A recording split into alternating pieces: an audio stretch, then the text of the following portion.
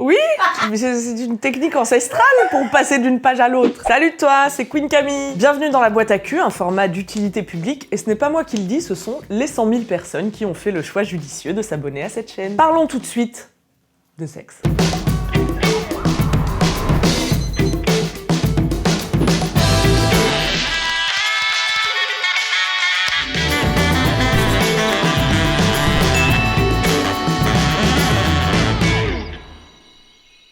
Aujourd'hui, mes petits chats molletonnés, je réponds à une question d'Élise qui est arrivée dans ma boîte mail par Internet. Internet, c'est un réseau informatique qui permet un ensemble standardisé de protocoles de transfert de données.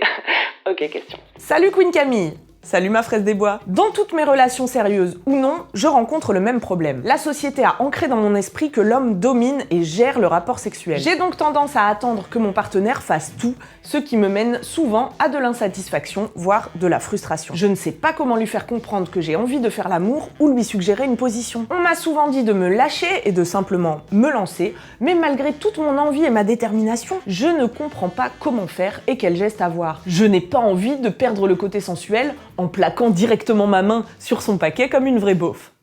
Merci Élise pour cette question très importante. C'est ok de ne pas savoir comment se lâcher au lit, mais ça peut être embêtant parfois, car là où il y a de la gêne, il n'y a pas de plaisir. Police du cul, bonjour. On m'a signalé que vous vous lâchiez un petit peu trop au lit. Pas du tout, on allait juste changer de position. D'accord, c'est ça, oui. Ensuite, vous voudrez un orgasme aussi, peut-être? Non, quand même pas. Je sais que c'est pas pour rigoler, messieurs, dames. Nique la police, comme disait le philosophe. Le seul enjeu d'un rapport sexuel, c'est de prendre du plaisir et d'en donner. Le sexe, c'est un échange, et s'il n'y a qu'un seul partenaire qui joue, eh bien on se retrouve vite comme Élise, frustré. La première étape très importante pour se lâcher au lit, c'est d'avoir un partenaire avec qui on est bien, en qui on a confiance, qui est bienveillant et avec qui on peut parler.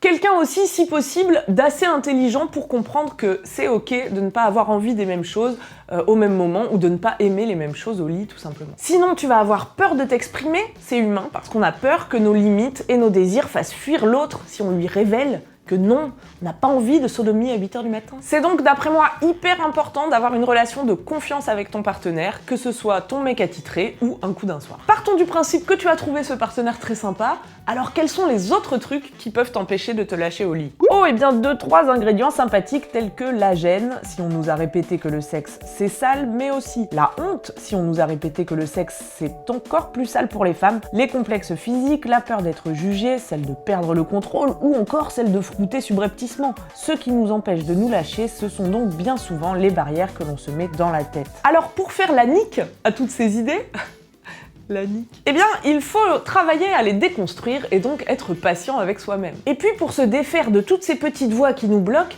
eh bien, il y a un moyen. C'est de se concentrer sur son corps, sur ses sensations. Comme ça, on est dans le moment présent. Chère Élise, tu as peur de devenir, je cite, une vraie beauf si tu exprimes tes envies. Moi, très souvent, dans les questions que je reçois, les gens se demandent comment être. Parce qu'on a des normes en tête, on se demande quelle attitude adopter, on pense qu'on doit jouer tel ou tel rôle, on se compare à ce qu'on croit être la règle. Mais bonne nouvelle! La sexualité est un espace où tu peux être toi-même. La police du cul, c'était juste un sketch. Elle n'existe pas.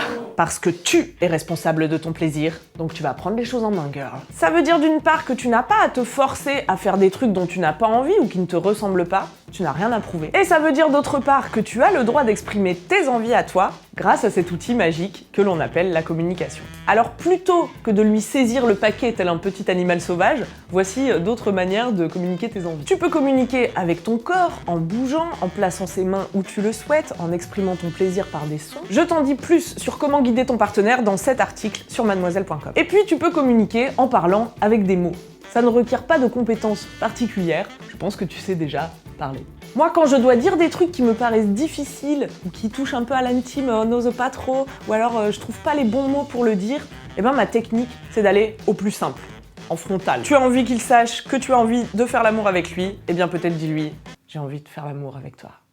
Tu as envie d'être à 4 pattes? Eh bien dis-lui, ça te dit que je me mette à 4 pattes? Et hop! Personne n'est télépathe encore une fois, et parler ça ne devrait pas casser la magie. Parler, se montrer vulnérable, ça renforce la complicité et l'intimité. Si parler casse la magie, c'est que la magie n'était pas très solide. Le sexe, c'est un jeu où il n'y a rien à perdre en prenant des initiatives, il y a au contraire tout à gagner.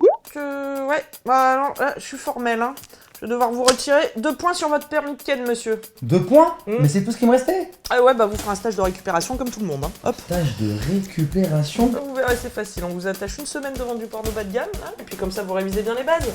Je peux quand même me masturber entre temps. Oh, bon, ça, c'est pas mon problème, hein. Allez, passez une bonne journée. En vrai, qu'est-ce qui permet vraiment de se lâcher au lit? C'est la confiance en soi. Car parler, tu sais déjà faire. Donc peut-être que tu n'oses pas exprimer tes désirs car tu n'as pas suffisamment confiance en toi. Chère Élise, il te faut accepter l'idée que tes désirs valent autant que ceux de l'autre, ton plaisir vaut autant que celui de ton partenaire, et ta parole vaut autant que celle de l'autre. Alors fais-toi confiance. Arrête de juger ce dont tu as envie. Arrête d'anticiper dans ta tête comment ça pourrait se passer, qu'est-ce qui va se passer si tu vas dire ça. Et agis. Parce que tu le mérites. Parce que t'es une reine, putain. Vous êtes toutes des reines, ok? Parce que le pire qui puisse t'arriver, au pire du pire, c'est quoi? Que ton partenaire n'ait pas envie de faire la même chose que toi, c'est son droit. Ou qu'il se moque de toi, qu'il ne t'écoute pas, qu'il ne soit pas intéressé par le fait de te faire plaisir. Et dans ce cas-là, ça dégage. Voilà, chère Élise, j'espère que cette vidéo t'aidera à te lâcher la grappe et à profiter du moment présent. Si tu veux encore plus de conseils pour être à l'aise au lit avec ton corps, eh bien fonce voir cette fabuleuse vidéo que j'ai faite avec la non moins fabuleuse Aim. Mets un pouce si tu as aimé cette vidéo, donne-nous en commentaire tes conseils pour se lâcher au lit et abonne-toi à cette chaîne si ce n'est pas déjà fait. Qu'est-ce que tu attends enfin? C'est quand même fou ça. Allez, bonne bourre. Bye.